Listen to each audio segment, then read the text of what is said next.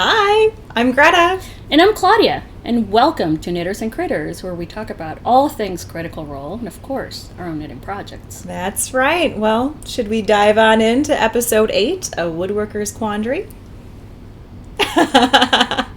You look like a Greta. Why are you so mean to me? That's my best Dorian impression, guys. I apologize for it. No, seriously. Every younger sibling. Yes, every younger sibling understands some old person's picking on me. And that's pretty much the first third of this episode.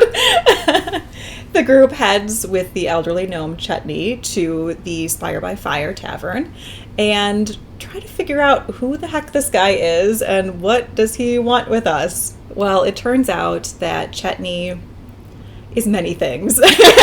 In addition to being a master woodworker, he also seems to be something of a professional troll because he pretty much just picks on Dorian's character, like I said, for the first third of this episode. At this point, I'm thinking, if this is Travis's next old man who's gonna die, I will kill him myself for being so mean. For being so mean to poor Dorian. Who's just, just living his best. But this is such a Travis thing to do. I mean, in Campaign 1, Grog was always tormenting Liam's character, and we all know the Ford and Not drama that happened in Campaign 2. Yes. So I just think that this is Travis's way of, breaking in a new character. Starting a feud. Adding a little spice. Why not? Yeah. But Chetney does eventually settle down enough to kind of tell the group his story. Apparently, Chetney, like I said, is a master woodworker, a craftsman from Uthadurn, who lost his job. And a friend in the Savalier Wood kind of pointed him in the direction of Drusar, saying, hey, there's this guy Gurge there. He can probably set you up with some work.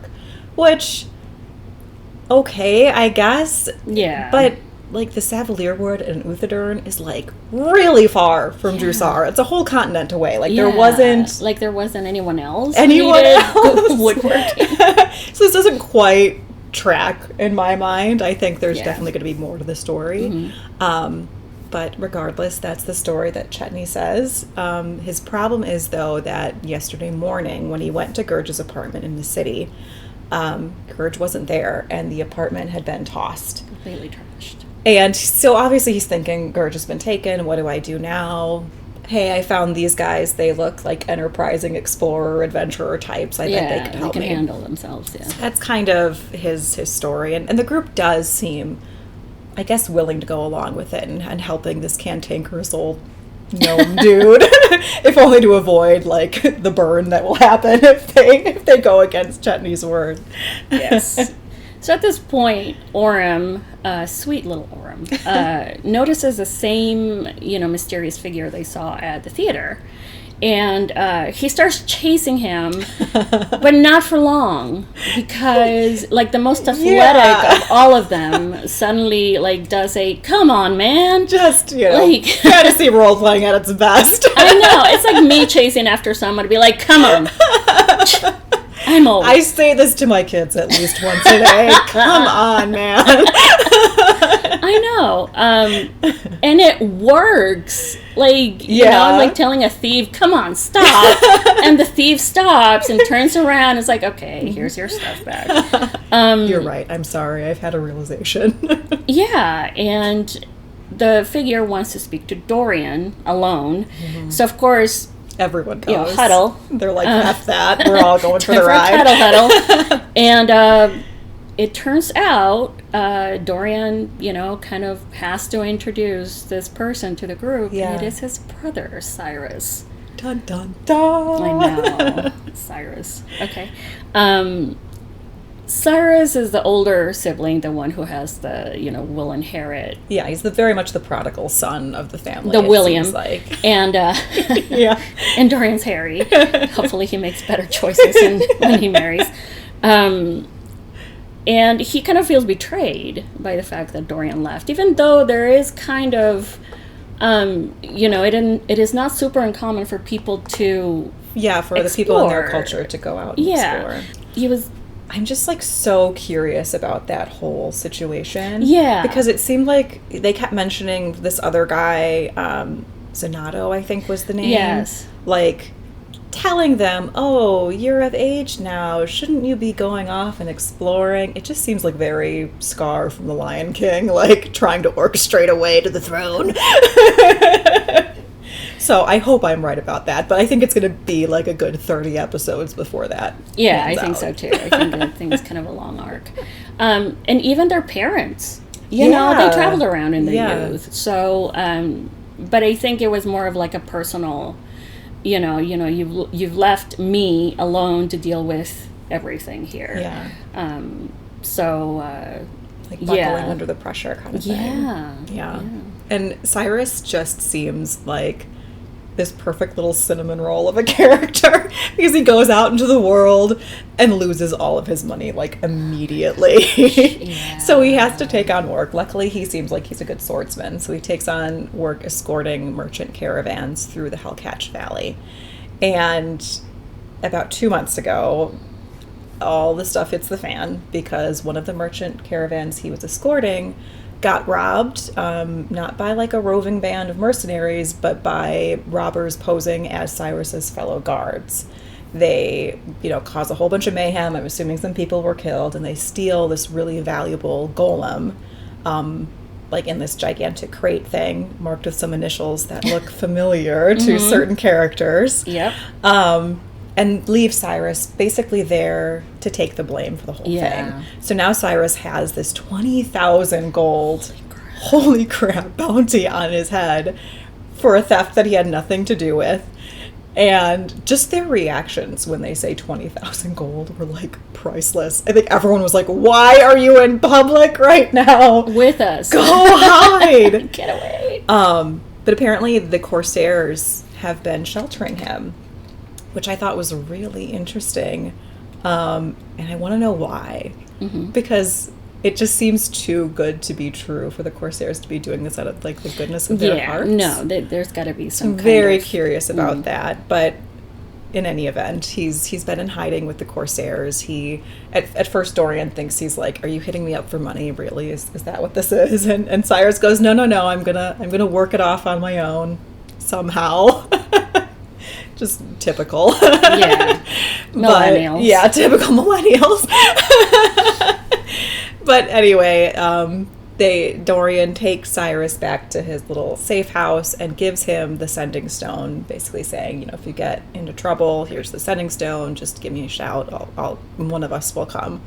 Of course, he doesn't tell the rest of the group that he did this. Yeah. And I can't wait for that conversation, because I'm sure it's going to be good. That'll be fun. So, people who watched EXU will know Dorian's real name isn't actually Dorian, but Bronte's second son, Wyverwin.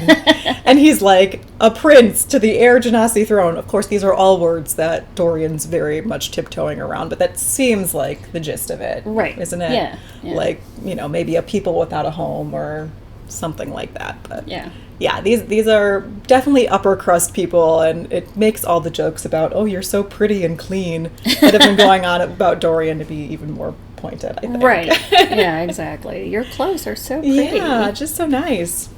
Well, the next morning, they all get back to the business of Gurge, and that sounded terrible. It sounded like something to do with sewage, but we'll just move on. Oh my gosh. But before they even leave the tavern, though, they see this person, like, banging something up against the message board, calling for volunteers to join the Paragon's Call, which is a mercenary group. And it seems like they're trying to get these people together to fight the Corsairs. Right. Basically sounds like some uppity rich folk getting all sad that, oh, they're ruining our neighborhood. It's up to us to make Dressar great again. No. Oh my gosh. So again, very interesting though, the Corsairs coming up, because we keep getting like different messages about who they are. Right. Are they good? Are they bad? And I mean, Matt's always been really good about not like baking in themes, but it always seems like each act of all of his campaigns have specific themes of things that he's thinking about. And it very much seems like this one is about like power and justice and who controls wealth and how does power and money influence who gets justice and who gets protected by polices and things like that. So I think it'll be really interesting. I'm kind of hoping that like the big bad of this campaign ends up being one of the noble houses. Oh, yeah. Because I think our little band of nameless adventurers and Dorian would be really ill-equipped to deal with that. Oh, yeah. Anyway, tangent aside, they go to Gurge's apartment in the Smolder Spire, and they find it has been trashed. Kind of like Duggar's apartment was, minus all the stickiness. So I'm just connecting the dots here. You can see the whole murder wall in my head. How everything is connected. But while they're at the apartment, Gurge's landlady kind of rolls up. It's this snooty elven or half-elven woman named Sirach. And after trying to stick them with the security deposit, I guess, she tells them that apparently there was a direwolf attack in the factory up the street only a few days earlier. Mm-hmm. And everyone's like, direwolves in Dressar? What? That doesn't make sense. But the factory seems like the next logical place for them to go. Yeah. So two of the Wilders at this point try to stop them from going into the factory. And, you know, our group usually starts chatting about the attack and everything. You know, cast the charm person already and start flirting, Dorian. I know, right? It's his like main form of contribution to the group, and it's Lenny's.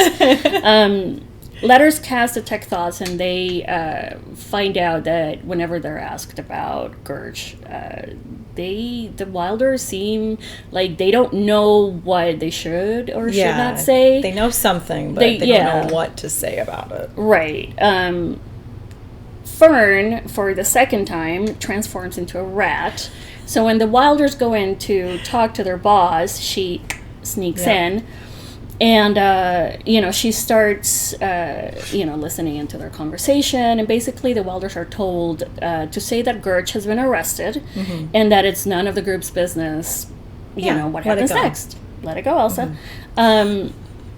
But before Fern, in her rat form, and I'm saying rat because we know what happened last time she turned into a rat. It did not go well for a while. She gets kicked, and with her whole one hit point in her rat form. So then she transforms back into boobylicious, babylicious goddess Betty Boop Fern. Yeah. And that's where it ends. In before the hiatus, that's the last episode before winter break. Cruel. Yeah. And Ashley going, "Don't worry, I have a plan. I know. Yeah, she doesn't worry about anything. It's like her charm and I'm just Fern. I just is. It's all right. Well, it was a great episode. I'm very much looking forward to the episode 9. Do not want to wait 2 weeks. I know. Alas. Yeah. But should we switch track and talk about what's on our needles? Let's talk about the knitting.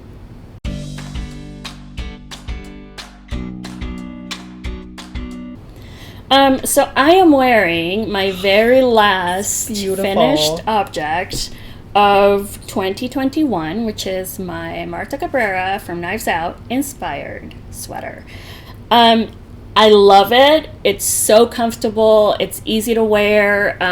It's thin, but it's warm. I mean, that yarn is really nice and cozy, and it traps air between the fibers.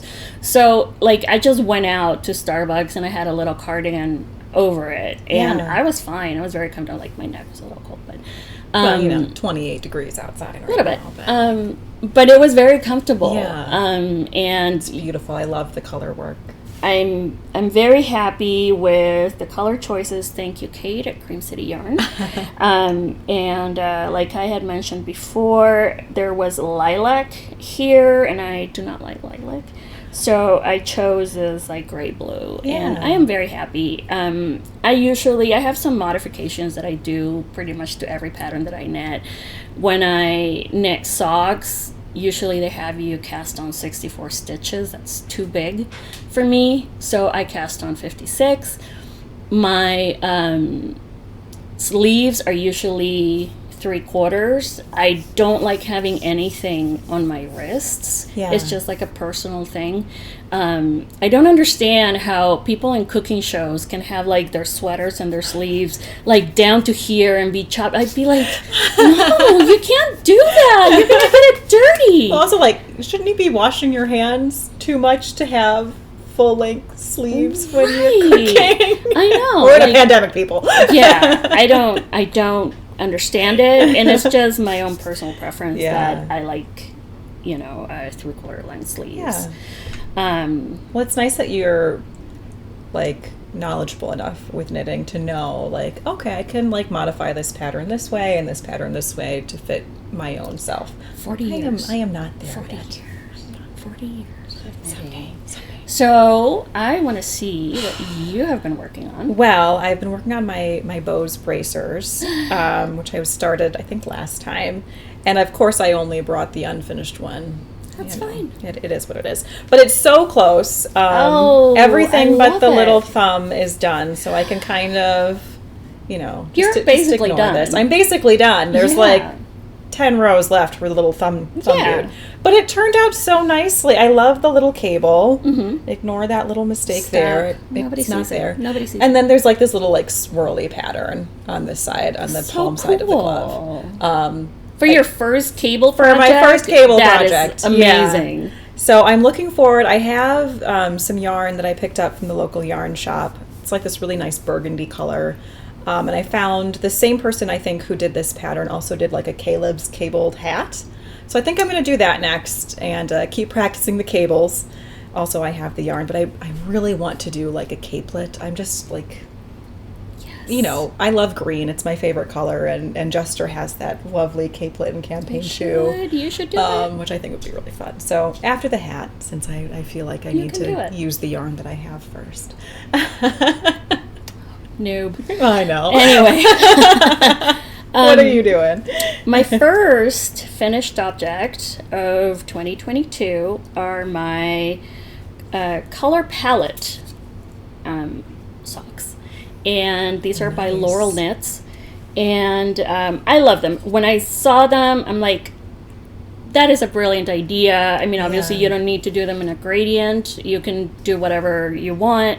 It's basically blocks of stockinette with these twisted rib bits to separate them, and it's the usual heel flap and gusset construction for the socks. I finished one during a recent trip, and then the other one I finished at home. They're not blocked yet, which, they look a little wavy, but also I modified this in that I just wanted to use them in a gradient, and I only had 6 colors. And the pattern calls for you to do like, second lightest, third lightest, and then you start again. Oh, okay. And I didn't want to do that. I just wanted to be, so I only did 5 stockinette sections, which is fine. I like my socks on the shorter legs, shorter socks. So I am very happy with them. I'm going to block them, and these are my favorite sock blockers from Knitting Left. They're really cute, and they serve their purpose. Like once they're just damp, then you stick them on there, and they shape very well. So construction-wise with socks, if you don't mind me asking, do you just knit this all as one piece, or are they like separate pieces that you stitch together, or how does it work? Okay. So what you do is, I prefer to start them from the cuff down. Mm-hmm. There's people who love from toe up, but either way is the same. So you knit this chunk, basically a straight tube, and then when you get to the heel, there are several ways of constructing a heel. The one that's most often used is called heel flap and gusset. So you just work one side, you divide your stitches between 2 needles, and you just work one side back and forth. Okay. And you make this sort of flap, and then you start like your decreases, doing the decreases right here, and then at one point you will be back to your original number of stitches that you cast on, and then you do another tube, and then you decrease for the toe. There are many ways of doing the heel.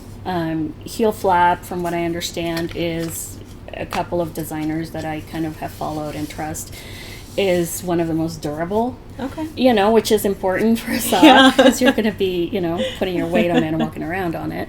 But there are many ways. I mean, when I was talking about the tube sock that I had, obviously you can't do that because the tube is already made. Yeah. So at that point, you're making a toe for the heel. It's the same idea. You just put the stitches on either side, and then you start decreasing every other round. And you do the toe the same way.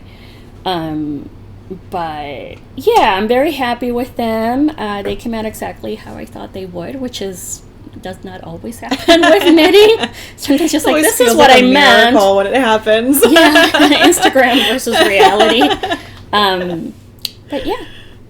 Awesome. Yeah. Well, it was nice to talk to you guys. Don't forget to like and subscribe to our channel. We really appreciate that. We do. Come back next week for episode 9. I can't believe we're already on that. But in the meantime, happy knitting. Bye.